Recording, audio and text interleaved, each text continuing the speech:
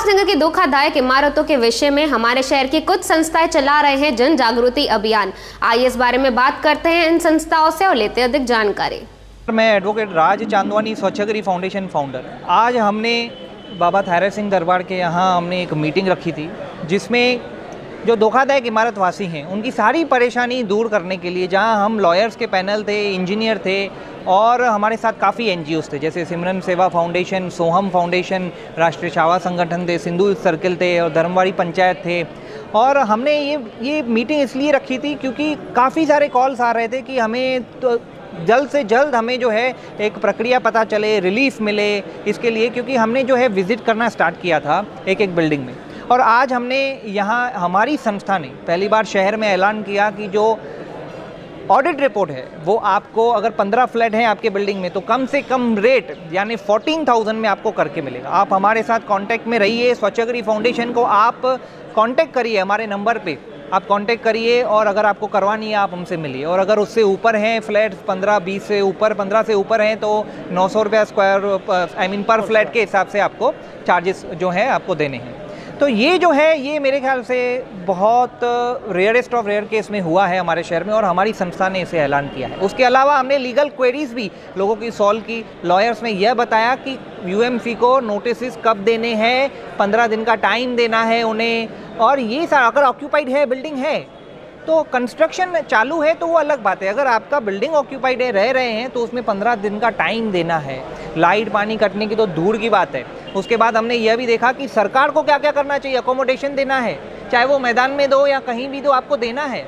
Compensation के तौर पर जब सीएम रिलीफ फंड है वहाँ से पैसा बाहर जब आती है, जब उन पीड़ित लोगों को दे सकते हो, तो हमारे शहर में भी तो ये आपदा है, तो वहाँ से भी तो पैसे सीएम रिलीफ फंड से आने चाहिए। हमारे एक एक जो भी बेघर हो रहे हैं 20-20 लाख का कंपेंसेशन उनको मिलना चाहिए। उसके बाद हमने यह भी देखा कि उनकी ऑडिट रिपोर्ट, तो ये तो उनका काम है सरकार का, उनको करना चाहिए। ये हम संस्थाएं कर रहे हैं, ये हम इनको मदद हम कर रहे हैं, हम डॉक्यूमेंट्स हम लीगल चेक करके उनको फ्री में एडवाइस दे रहे हैं, ये सरकार का काम है। तो हमारी आपसे अपील है कि आप हमारे साथ जुड़ें और हमारी इस मुहिम में साथ दें ताकि हम इसको अचीव कर सके, मुकाम जो है हासिल कर सकें। मैं हूं एडवोकेट अश्विन आडवाणी। मैं प्रेजेंटली प्रैक्टिस करता हूं majorly on the civil side. शायद इसी वजह से राज ने मुझे ये अपॉर्चुनिटी दी कि मैं यहाँ आकर आपसे थोड़ा नॉलेज शेयर कर सकूँ। डिटेल्स में मैं वापस वो रिपीट नहीं करूँगा because it is already there on camera. ये सब यूट्यूब पर अपलोड हो जाएगा। ये सब सिर्फ आपके साथ नॉलेज शेयर करने के लिए है, अवेयरनेस स्प्रेड करने के लिए है। आज लोगों को पता नहीं है कि हमारा स्टैंड क्या है, हम कहाँ खड़े हैं, कहाँ से शुरुआत करनी है। इसीलिए थोड़ा लीगल नॉलेज हमने आज शेयर किया है। बाकी with help of all the NGOs जो आज यहाँ प्रेजेंट हैं, कहीं ना कहीं कुछ ना कुछ हम सबको मिलकर रास्ता निकालना है। We will only get out of this if we work as a community. हर कोई अपना सोचेगा, कुछ नहीं होगा। शहर एक बुरी हालत पर है और बदतर होता जाएगा। We have to promise ourselves we will move from here as a community together. ये जो जल्दबाजी का काम है कि सुना है कि ऑडिट रिपोर्ट दिया गया और 4 दिन के बाद तोड़ने को आ गए। वहाँ इंसान रह रहे हैं, हैवान नहीं। यूएमसी को कुछ सोचना चाहिए कि हम लोग क्या कर रहे हैं। किसी फ़कीर को भी ऐसा हालत नहीं करना चाहिए जो कर रहे हैं। मिनिमम 15 डेज एज पर कायदा जो है टाइम देना चाहिए। और ये हालत में एज अ नेचुरल जस्टिस थोड़ा ज़्यादा ही टाइम देना चाहिए। हालांकि पहले आप किधर गए थे जब ये बिल्डिंग बन रहा था, अभी आपको इतना क्या घाई है कि आदमी, हालांकि 1-2 बिल्डिंग कराए बराबर है लेकिन सबका कंडीशन एक नहीं है।